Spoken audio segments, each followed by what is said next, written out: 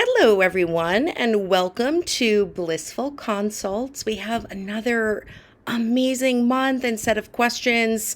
I'm so grateful for you all for showing up and sharing your successes, your trials, and tribulations. So let's get right into it with our first question.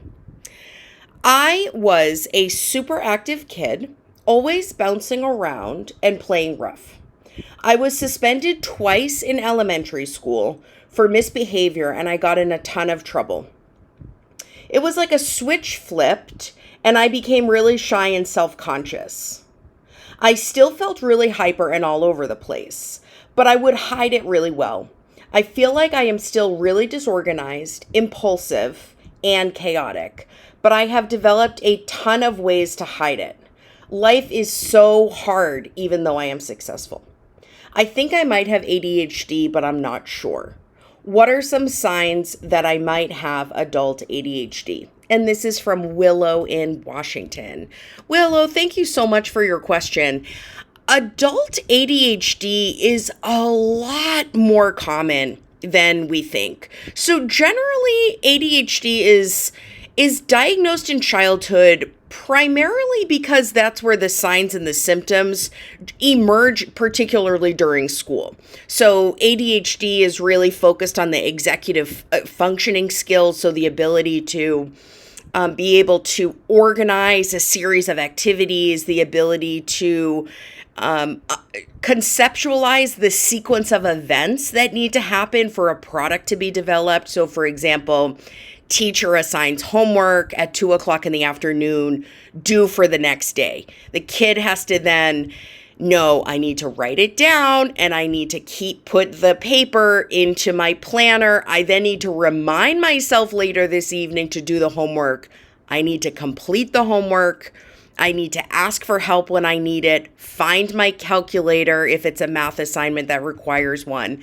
Then I need to put it into my binder, put my binder in my backpack, and remember the next morning to take all that to school with me. I think sometimes we forget how much executive functioning, and again, executive functioning is the ability to see consequences to your behavior, the ability to plan, prioritize, organize.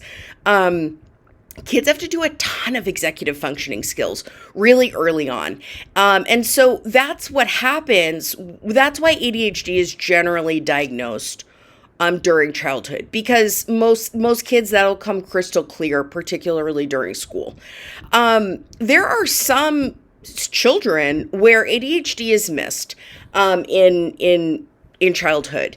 It's either missed because the child had developed coping mechanisms, or maybe they had someone helping them a lot, sort of fill in those gaps of their executive functioning skills. Maybe the child just like slipped through the cracks, which happens so much more than I think any of us want to acknowledge or do acknowledge. And so there are people who slip through the cracks, and then their lack of diagnosis of ADHD, treatment for ADHD, education really comes out in the workplace or at home with, the house being really messy or disorganized. And that was working for an adult just fine until maybe they partnered and the partner is upset with the lack of organization in the house, or friends might be less understanding of a perpetual lateness, which can be common with individuals with undiagnosed ADHD. So all that said, Willow, your question here, you absolutely could have newly diagnosed ADHD as an adult. I think it'd be helpful for you to kind of look back and consider what may have been some signs earlier on and why were those missed. A doctor or a therapist is going to want to understand and know that, because ADHD doesn't tend to just show up completely out of the blue in adulthood, like other mental health issues do. It tends to be a pattern of behavior from childhood. What are some signs that I might have adult ADHD? I just gave a few, but let's just kind of go through some more. I have some notes here, and this will be in the post when this is posted, next month. So let's go through. So there's, really you can consider for the purposes of our conversation today, let's consider symptoms of ADHD in three primary categories. There's inattention, hyperactivity, and impulsivity. Um, a lot of the adults that I meet with in my practice who haven't been treated for ADHD and they're starting to as adults, they might have all three mildly. And so it hasn't completely upended their life, but doing their life is really, really hard because they're kind of contending with all this stuff. So inattention, when we think of inattention, we're considering disorganization, so papers being everywhere, receipts, maybe like some your desktop on your computer is just like thousands of things on it, there's no real order, your email box is just like overflowing, and some of it's really important, some of it's spam, and it's just not organized and it's hard to know where to begin.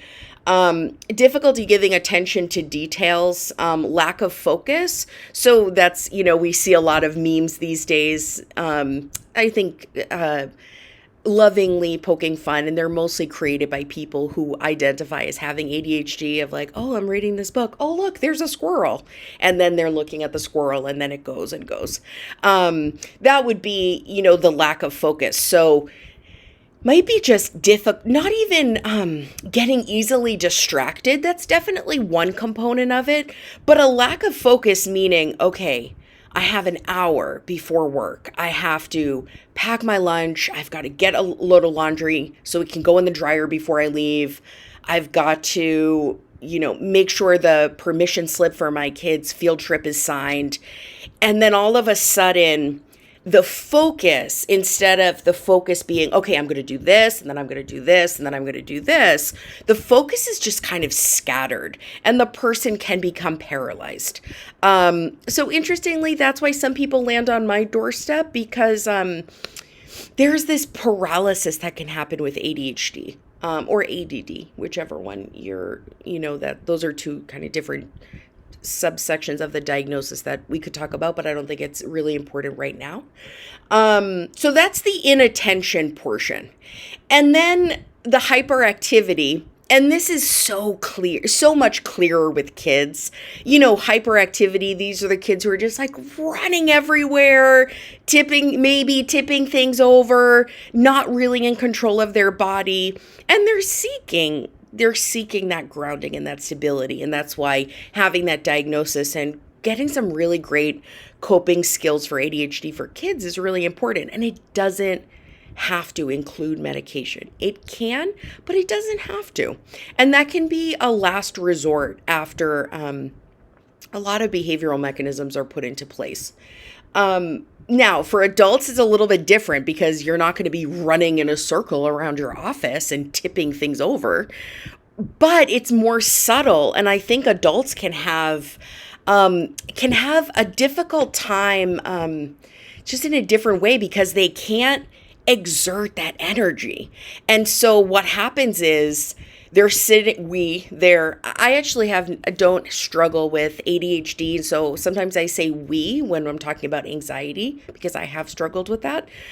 So that's why I'm not sort of including myself in this population. But, adults with ADHD might sit in a 2-hour long meeting with a Zoom required screen on, and they know they can't exert energy and run around and do what they want to do.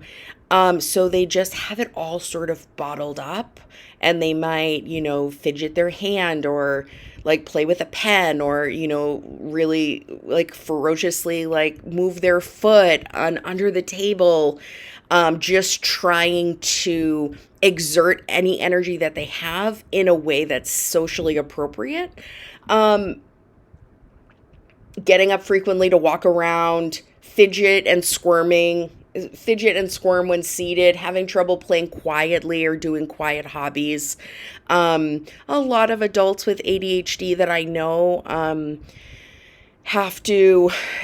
this is a coping skill they've developed, like in order to really focus and attend, they might sit in a crowded cafe and watch a Netflix video and have music playing. So it's just a tremendous amount of external stimuli that actually assists in the focusing. And then we have impulsivity. So this is the third category. So just as a reminder, we're just, for the purpose of this video, conceptualizing and starting to understand signs of ADHD. Again, signs of ADHD in the inattention, hyperactivity, and impulsivity. So you might hear yourself in some of these, and that's okay, because the first step is awareness and trying to just learn more about yourself. If the labels help you, awesome. If they don't, it's totally fine. For a long time, labels didn't help me either. And I just didn't find them empowering, and I just chose not to identify by them, and was really successful in sort of creating a narrative about who I was and finding help in that narrative. And later on, sort of found freedom in the diagnosis. Okay, impulsivity. So impulsivity can look like impatience, having a hard time wanting to talk or react. Waiting to talk or react, blurting out answers.